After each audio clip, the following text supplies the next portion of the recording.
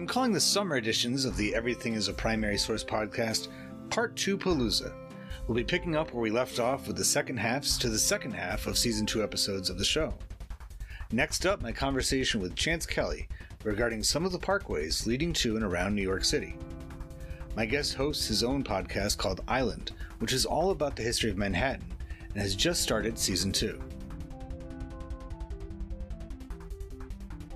Chance and I connected because of a shared passion for history, particularly the parts of the past that are hidden in plain sight. Parkways, or really any roadway, fit not only this description, but also the idea of irregular primary sources, which is this show's specialty. The first part of this episode, which was published in February of this year, delves into the Robert Moses-led development of the Bronx River and Hutchinson River parkways, which were completed, at least the Westchester County sections, in the 1920s. Part 2 picks up as we head into the Depression era and beyond, looking at what the building, naming, and timing of these roadways can tell us about the people, economics, and even politics of each era.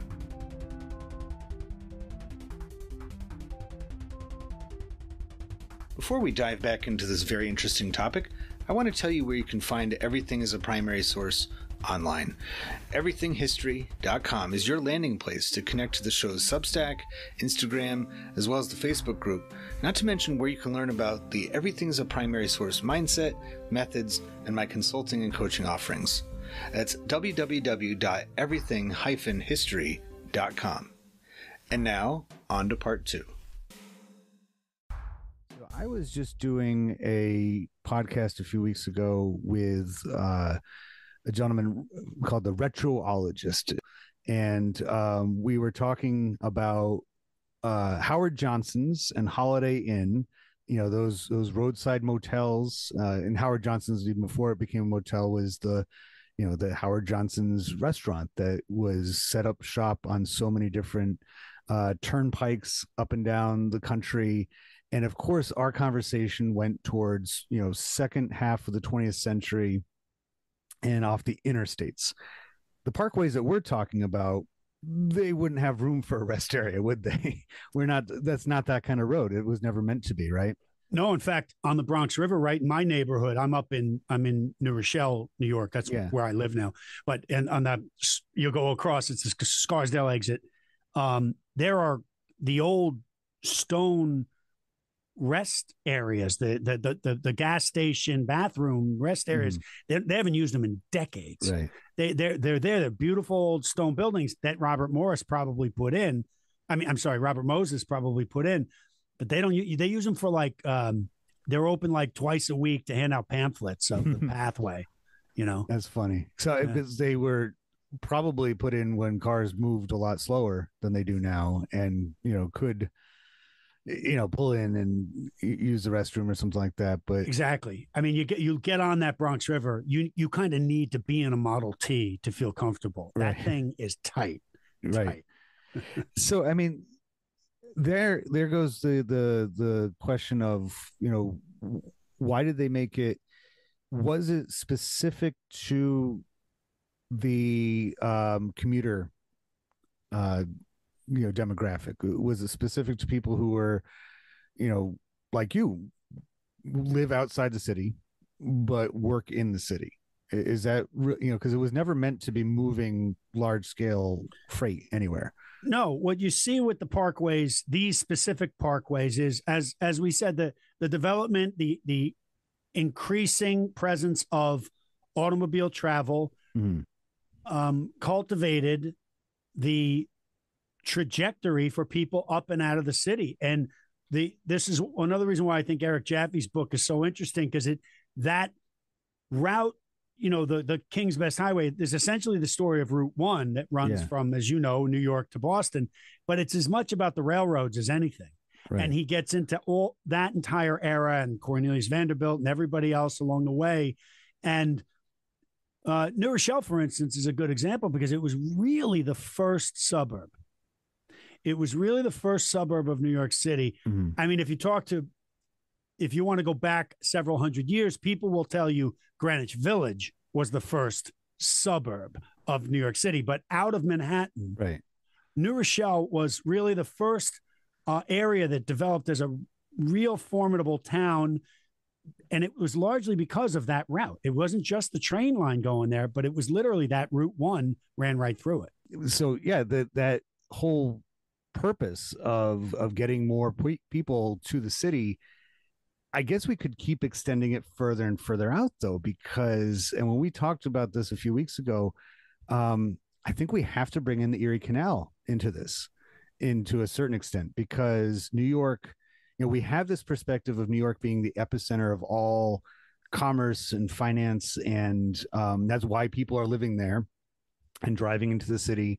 And we're talking specifically from the northern suburbs, but then you think about the 20s and the going out to Long Island and the people driving in from all directions, really.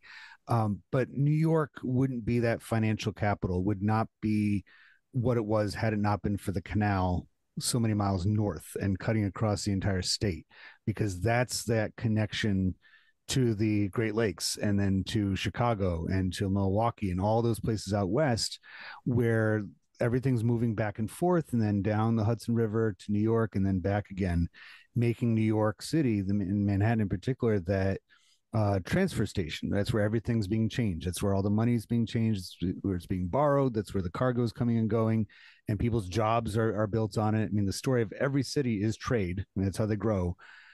It can't be understated that the Erie Canal has all that. So it's almost like no Erie Canal, no need for all of these roads that are getting the employees, all the working people of New York, the professionals mainly who are living outside the city, to and from their jobs, 100 years later. I think it's actually kind of fitting that the Bronx River Parkway was completed almost 100 years when the Erie Canal began construction a century before.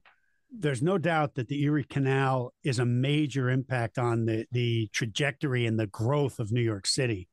It's a pivotal landmark in its history, and it really made New York is what it did. It went from being a port city that had some advantages to it to becoming an international hub of industry, as you said. And what it really did was it reduced the cost of moving goods from the Midwest all the way to New York, not just to New York, but, it dropped the cost of moving from Rochester to Buffalo by like a third, and suddenly New York State was a major player in international industry and shipping. And and DeWitt Clinton's contributions to all of that. I mean, he basically was the man who made the Erie Canal happen in the first place and make an entirely New York State project. And the wetting of the waters that he did after it opened, with bringing water from the Atlantic Ocean to the Lake Erie and Buffalo, and then vice versa, to put the waterways together. Fittingly, the Jets are playing in Buffalo right now, having their own marriage of the, meeting of the two waterways. And maybe even unbeknownst to them, that's why they're even, two major cities that, are connected by this thing. There doesn't seem to be, I mean, at least as far as I know, I mean, there's ceremony behind that, and that's because it was such a big deal. They understood as they were making this canal its effects even before they got to see them play out. They knew it was going to be that way, and it's only fitting that the train that came a few, not even a decade later, that mirrors the Erie Canal, was called the DeWitt Clinton. That was going to be the connection between the East and the West in New York, and then down south into the city. Was it that big of a deal when these parkways opened? Did they have big ceremonies, ribbon cuttings, or anything like that? Or was it just kind of like, yep, there's another road. There's another road that, we just need these. It was a major deal. That as far as the Robert Moses part of the story, which is a huge part of the transportation story in the greater metropolitan area, it was largely, it's amazing. This is why good biographies blow me away. And if you read Robert Caro's The Power Broker, it tells you all this stuff. It's amazing. It came from his passion for swimming, if you can believe that. So he was a city guy, right? And he was in the boroughs, and he was a guy from some level of society. Like, his parents had some money, so he could go like to a friend's mansion out in Long Island and swim. Mm-hmm.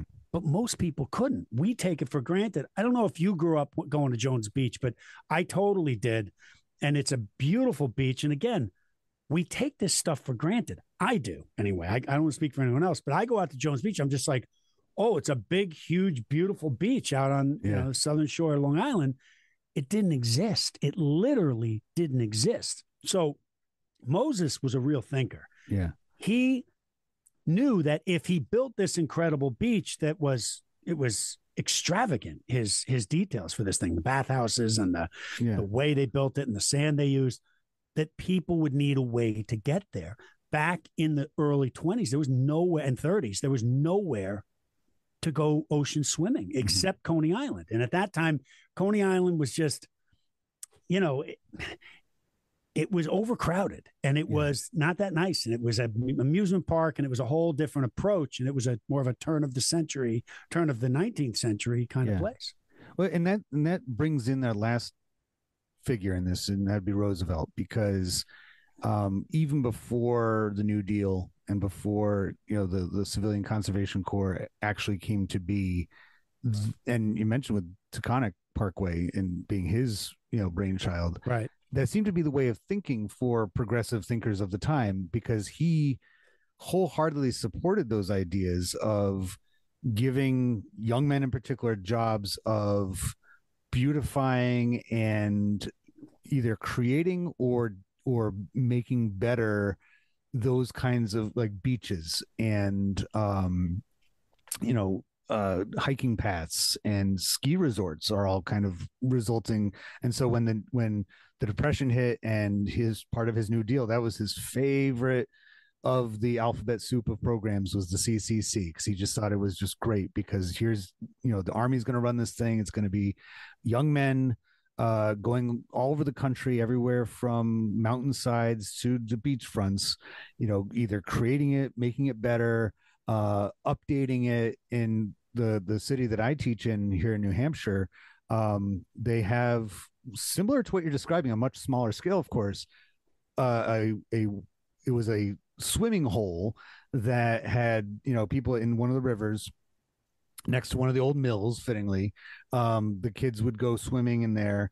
And then in one summer in, I think, 1937, the CCC came in and they built up these beautiful stone walkways and a diving board platform. And they had a bathhouse, changing, and the big beachfront and everything.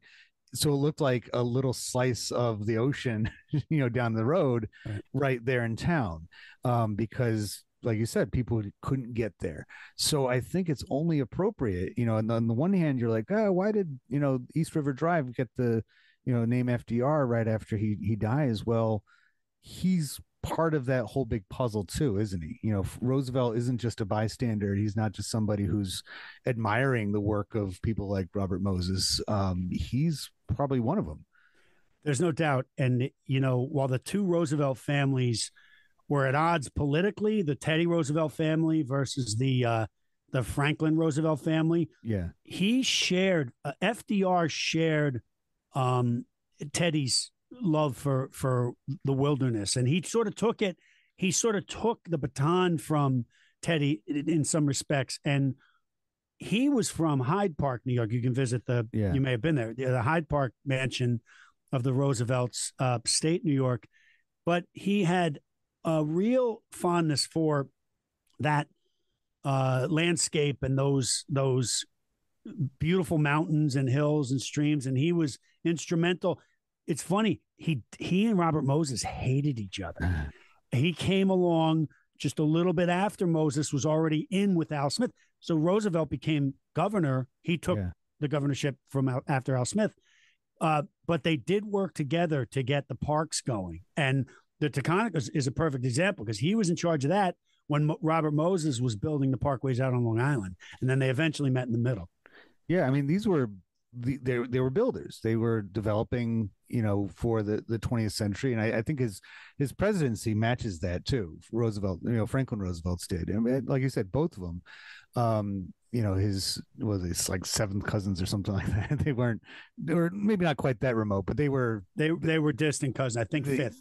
Yeah. Cousins, and they knew each other, and they were, familiar, obviously Teddy being elder, but that whole era, that early 20th century, I mean, the country, and New York is no exception to this, took off like a shot right after the turn of the century. I mean, we just overnight, largely because of Teddy, had become an empire, had this whole new, industrial immigrant labor force coming in. It was just like a whole new world. And so they were builders. They had to build, in this case, lower New York State and the Tri-City area into a functioning, all parts of the factors of production had to be functioning at best capacity. And people are going to have time to themselves in this modern economy. They're going to be able to have weekend trips. They're going to have 8 hours each day to do whatever they want,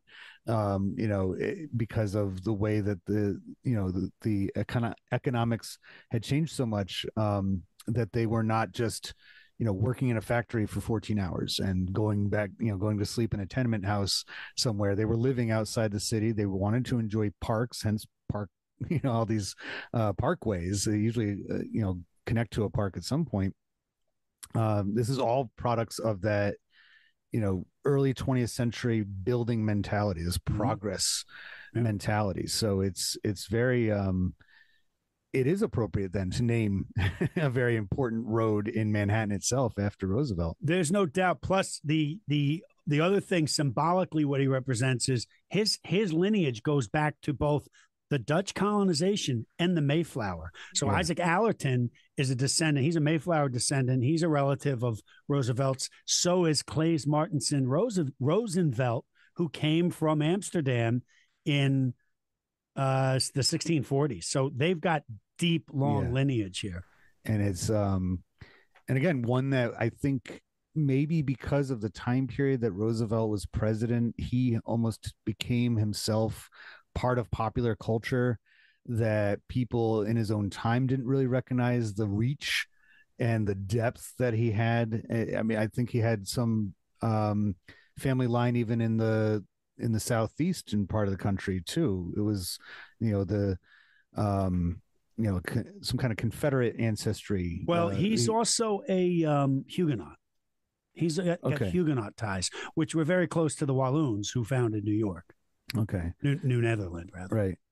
And because I another big project of his actually this October, but he didn't really much have something to do with the project, but I remember seeing video of him dedicating it. We went out to Gettysburg, Pennsylvania this fall, and that's where they have the Eternal Peace Light Memorial, which is my favorite of all the monuments at Gettysburg. And it's dedicated to forever peace between North and South. And I remember, it wasn't just because he was president of the United States that he dedicated it there. It was because he had his own family had Southerners and Northerners in it. And so it was like a personal, thing for him to, symbolize that harmony between the sections of the country. So, I think to give him a strip of a highway is actually kind of a disservice to FDR, just to say, these 4 lanes right here, Well, maybe they should have given him the West Side Highway, because that's the one I always go. That's my go-to. I avoid the FDR whenever possible. Yeah, it's always congested. I was going to say the West Side is that named anything specific? No, but you have to pay for that one too. So, okay, so you got to pay the Henry Hudson Bridge to go in there, but it's just for whatever reason it doesn't get nearly as congested. Do you think that, because I know that Roosevelt and Al Smith they were political allies for a while, but then they parted ways. As far as being, and governor, he was the governor after Al Smith was, and they both ran for president in 1932. Roosevelt gets the nomination. It was a Democratic primary, and FDR ended up getting it. He was an unlikely candidate, believe it or not. It's amazing because one of our most formative presidents was extremely unlikely to be a presidential candidate at that point. Yeah, because he didn't have that. I mean, despite what we know is his deep connections to the country, he didn't seem to connect, kind of had that Ivy League, kind of snobbish, way to him, Roosevelt's, that a lot of people they were worried that he wouldn't connect with people around the country. That's exactly right. He Moses was more of an old boy kind of network guy, and so was Al Smith. They were Tammany Hall guys. Yeah, I mean, Moses didn't start out as a Tammany Hall guy, but Al Smith was. It was in his fingernails being a Tammany Hall guy. Eventually, Roosevelt, they aligned, but Roosevelt initially was not looked at very highly by those guys. They didn't think that he was one of the old boys. I was going to say, because a highway or any kind of structure in New York City is straight up Tammany Hall, kind of like what they did. It was like getting the contracts and the builders and, buying the land and all that kind of stuff. So in a way, I wonder, and they were, Tammany Hall was, that machine that was really, based on the immigrant population of Lower East Side. Like they just really ate that up and exploited it. I wonder if that's why they went, instead of calling it the Al Smith, drive, and naming it FDR was like because by the time you get to World War II, that's like the end of the line for the big old political machines. Yeah, it's true. Al Smith was sort of erased from history. It's interesting because he was an incredible guy, totally opposite FDR. He grew up on the Lower East Side, penniless, and became an unlikely candidate for governor, became governor. And as you said, he was mayor first, and then he ran for president. He damn near could have won the second time he ran but they at the 11th hour they gave the nod to the powers that be, gave the nod to FDR. Yeah, they just felt that he was going to provide more promise. And he, with the Al Smith being wet and Roman Catholic, that was something that Roosevelt wasn't. The Democrats are really divided in the 20s. They didn't have. That footing that they eventually did under Roosevelt for the next couple decades. I wonder if, by 45, after he had navigated the country through the Depression and into World War II and the war was coming to an end, that, because of the actual geographic location of that road, that it should have, that's goes right past Al Smith's neighborhood. It's like you'd think they would call it the Al Smith Highway, or something like that. And I wonder, who was the mayor of New York in the 40s? Was that LaGuardia or LaGuardia? Yeah, LaGuardia replaced, I think, Jimmy Walker at that point. And you wonder if that was some kind of. Well, LaGuardia got his stuff. He certainly got his name on some things, right? Yeah, I've heard of that. But it's funny. You're right. Al Smith didn't get much. He didn't get much stuff in his name. Maybe because his name is so simple. Maybe a lot more things are named after him. We just don't know it because just Smith, He also built the Empire State Building in the middle of the Depression. Al Smith did. Yeah. And yet that, doesn't. It's kind of lost to history, isn't it? Yeah. And it is. But it's almost like that's what I love about dissecting things rather than just taking them as face value, is because the story behind the story is always, if you're driving on the FDR, maybe you're listening to this right now and, trying to navigate through that road. Everything has a purpose to it. Everything was named for a reason, that it's not just a, throwaway thing. And I think there has to be some symbology behind that one as far as the timing of it and the location of it, that, because other things have been named FDR, that really don't have the same kind of legitimacy. But having roads like bridges and everything else, associated with them, there's something meaningful behind them because they connect people, they get you where you're going. And this one I think was almost like a shoved in the face. Because like, speaking of Route 1, and I know I just kind of bounced all over the place, but you were talking before about the Post Road.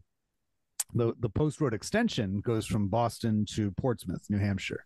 Mm-hmm. And that is also, it's Route 1 now, and that was, a product of the 20s of the U.S. routes, but is for a long time and continues to be named Lafayette Road, because that's where the Marquis de Lafayette, when he was touring the country in his 1820 tour of the United States, his big return, pretty much everywhere he went, they were naming things after him. Mm-hmm. And that's where that road gets its name, is Lafayette Road. And, so similar kind of background to it. And again, I'm sure people that are going up and down that road every single day, hundreds of them, thousands of them, they call it Lafayette Road. It's on their address if they're on that road, but they don't know, that has to do with, that it was maybe not politically charged, but it was historically charged, that the reasoning behind it was because they wanted to recognize somebody. So same thing with all three of these parkways. Well, he's a good guy to recognize, because without him and without his country, we wouldn't have won this war. We wouldn't have won the first war. Right. It absolutely wouldn't have happened. Everything else would have, fallen. It was like, and then you can figure out, you can guesstimate what would have happened, from it's there. Just the other day, President Macron from France was visiting the United States, his first state visit for the Biden administration at the White House to host. And they just kind of said it. And I read a headline in the newspaper, just kind of said it off the cuff. They're like, yeah, America's oldest ally. I'm like, yeah, that's actually exactly what the French are, and even more hats off to Lafayette is that he was the vanguard. He wasn't even part of the official coalition of troops. He was just so inspired by Washington and what the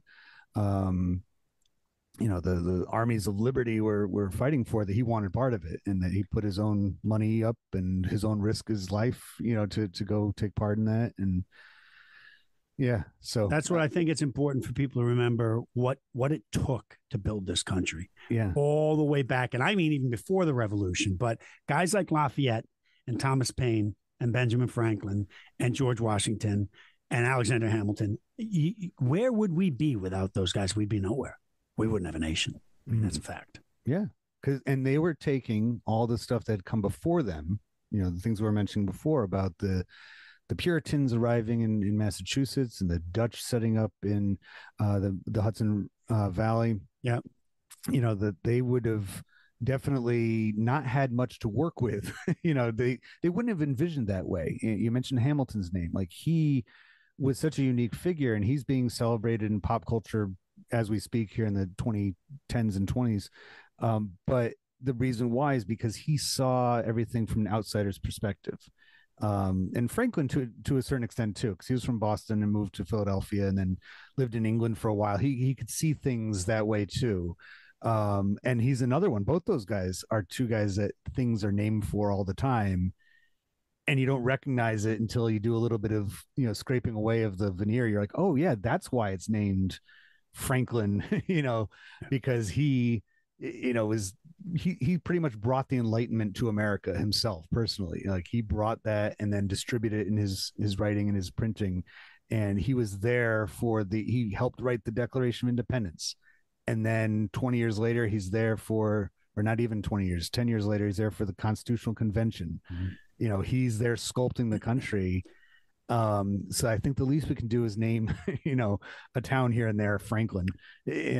He's also one of the lost heroes of our story, because I think because he wasn't president, he does get lost a little bit. Yeah. But he's the grandfather of our sovereign nation. I mean, that's a fact. Yeah. What he did is incredible in the overall scope of this thing. And actually, talk about Route 1. That was his brainchild. I mean, the post office was his. Yeah. There's still some of those mile markers you can find around here in New England that, if not him directly, chiseled them out. It's because of him. He put those in. That was his. The writers. That was his commission. Put this going. Here.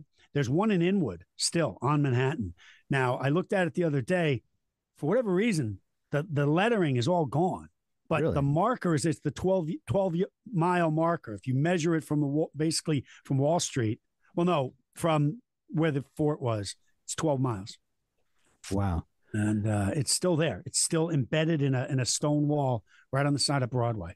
That's great. Amazing. That's so great. And it's like, again, I mean, we're fortunate here in the East Coast to have so much of that history, even if it's shrouded by, in the case of like buildings in New York City are crowding it, or sometimes I go past, like I can think of some of the mile markers around here that is like a Taco Bell, one side of it. You blink and you miss it kind of thing, but it's there because of that vision that they had back then.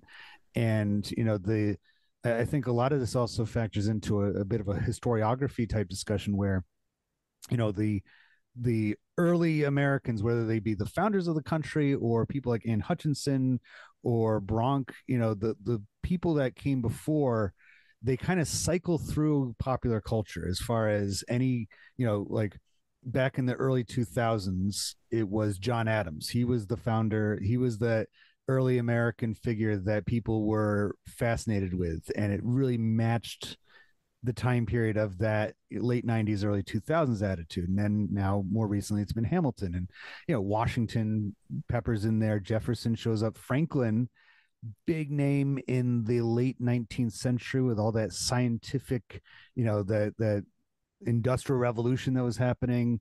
People celebrated Franklin like crazy because he's like the father of American scientific gathering and stuff like that. So like, yeah, we're gonna put him up on the pedestal when our society wants that as our forefront. So I'm wondering when a name like Hutchinson or even Roosevelt, it's enough time has gone by now that Roosevelt might be moving up towards another upswing of being, a society holds him up on a pedestal again. I don't know. Ken Burns did a remarkable, one of my favorite documentaries ever. Did you see the Roosevelt documentary? I did, yeah. I was captivated. It was so I've good. watched it straight through 3 times. It's so good. Yeah, it's incredible. And it's so maybe our podcast today did a little bit of rambling, but that's appropriate because we're talking about roads, and that's what you do with a road is you ramble down them. So I really appreciate you taking the time to do this. And what do you have on the horizon for your podcast? Well, we're coming out with season 2 with the new year, sometime between spring and Labor Day. It's probably going to be Labor Day, but I'm going to be working on that shortly, and that'll take us from 1626, Pierre Minuit, who people know as Peter Minuit, but Pierre Minuit, the one who bought the island, through 1637 to March 1638, right before this guy named Keefe shows up. Okay. So that's season 2. So you're going to get Pierre Minuit and you're going to get Van Twiller, who is, if people know Governor's Island, he's the governor that gave it that name because he bought up a bunch of islands back when he was here. He was not the best dude. Are we? Where are we with? Was it Peter Stuyvesant? Stuyvesant, yeah. Stuyvesant. He was the last director, the last governor. Okay. I like to call them governors because it goes right back to the fact that island was named for the third to last governor of the colony, which is he has a strip mall named after him in Albany. I know that. Well, he's got a great apartment complex here in New York that was actually done by, I think Robert Moses was very involved in putting that in. So and that was right where it's called Stuytown because that's where his Bowery was. And isn't Bedford Stuy, the Stuy in Bedford Stuy is Stuyvesant, right? It's named I don't know the history of that name, but that's the Stuyvesant. Now it could be a later Stuyvesant because the family was here for a long time. They stuck around. Yeah. The last thing I'll say is about this is this past summer, my family, we went to Amsterdam, not New Amsterdam, but Amsterdam. Yeah. And while we were there, I was talking. This young woman we went to a store and she was wearing a Friends T-shirt.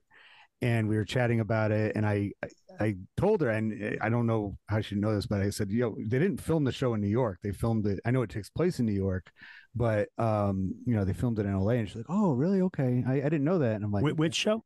Friends. Friends.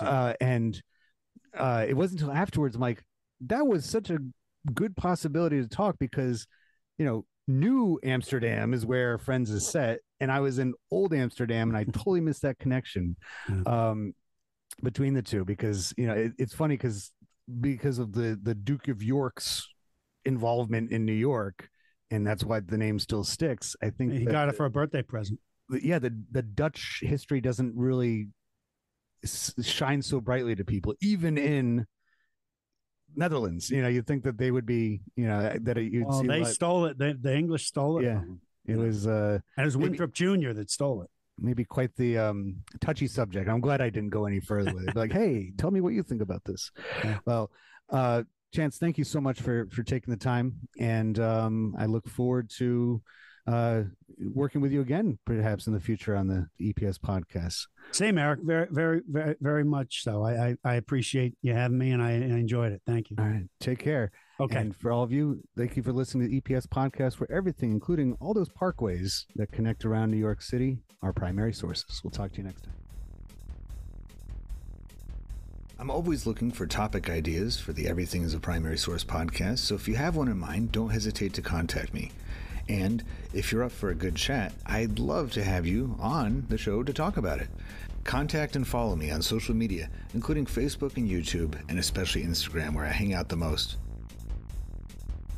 Tune in next time for more history through pop culture.